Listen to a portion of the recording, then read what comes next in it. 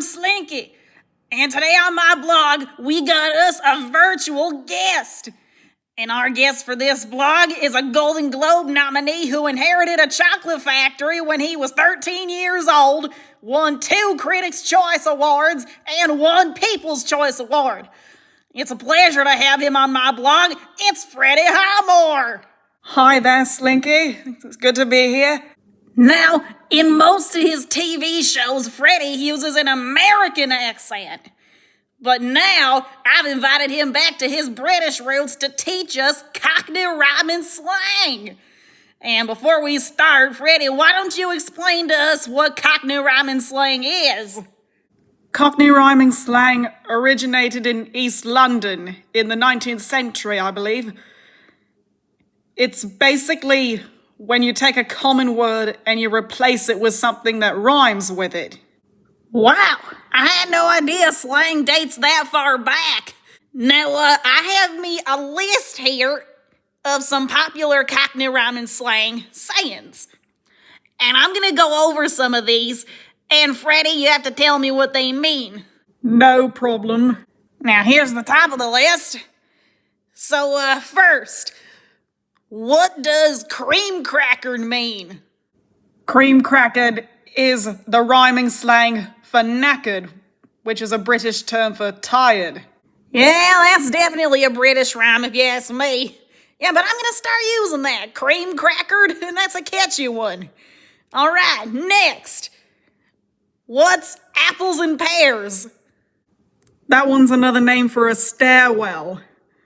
I get it. Pears, stairs. Okay, just climbing up the apples and pears. Okay. Now what's Rosie Lee? That sounds like a name. It is a name, but it's also a slang for tea. Really? Doesn't make much sense. I mean, I only get it because it rhymes. I don't understand it myself. All right, next. Plates of meat. What are those? Plates of meat are your feet. Now that one does make sense because your feet are like plates for the rest of your body. But Freddie, wait a minute. When I looked some of these phrases up, a lot of them had a separate word in brackets right next to it. For example, in this plates of meat one, it had plates in brackets. Is that a shortening of the phrase or something?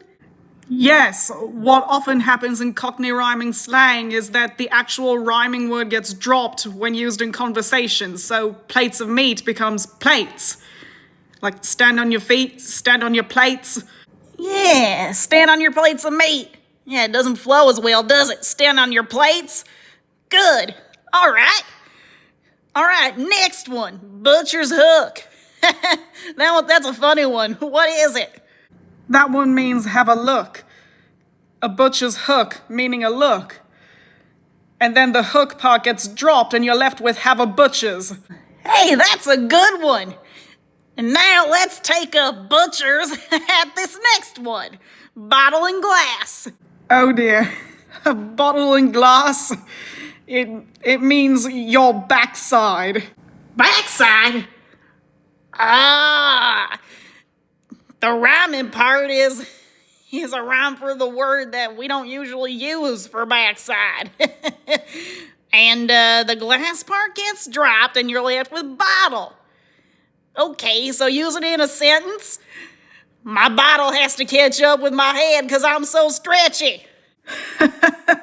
Very good, Slinky. Moving on. The next phrase on this list is mince pies. Isn't that a Christmas dessert you have at the UK? Yes, it is. But in Cockney rhyming slang, mince pies is eyes. Eyes, huh? And you drop the pies and you're left with minces, is that it? Minces, yeah. So look with your eyes, look with your minces. Now that one actually sounds extremely British. All right, next. Loaf of bread, shortened to just loaf. Loaf is head. When you're telling someone to use their brain, you could say, use your loaf. Well, that's a better use for the term than to say use your loaf as a battering ram.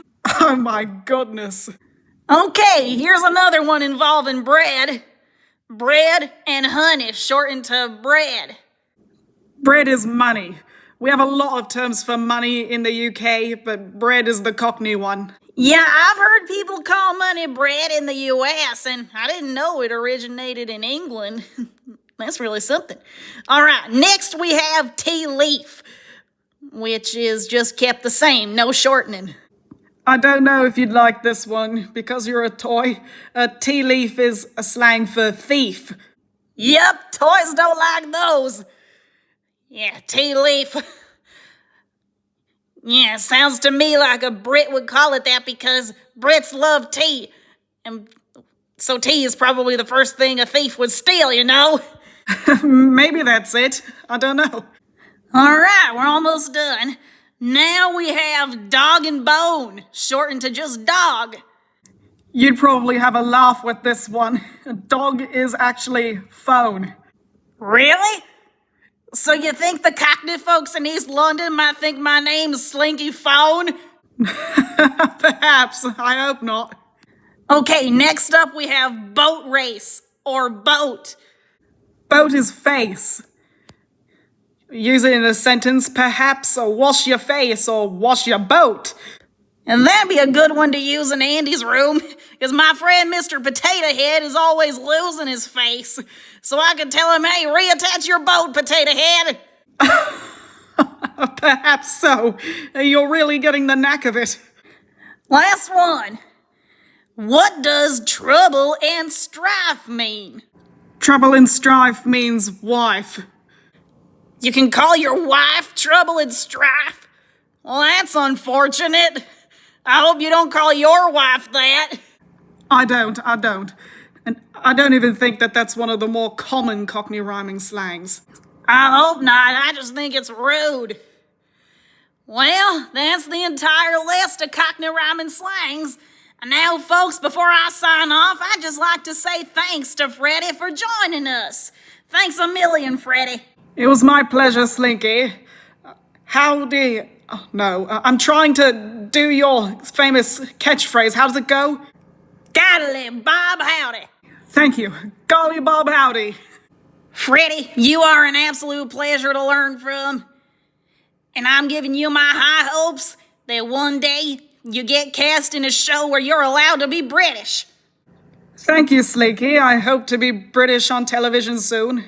All right, that's it for today's Slinky blog. And I'll see you on the next one, folks. As the Brits say, cheerio!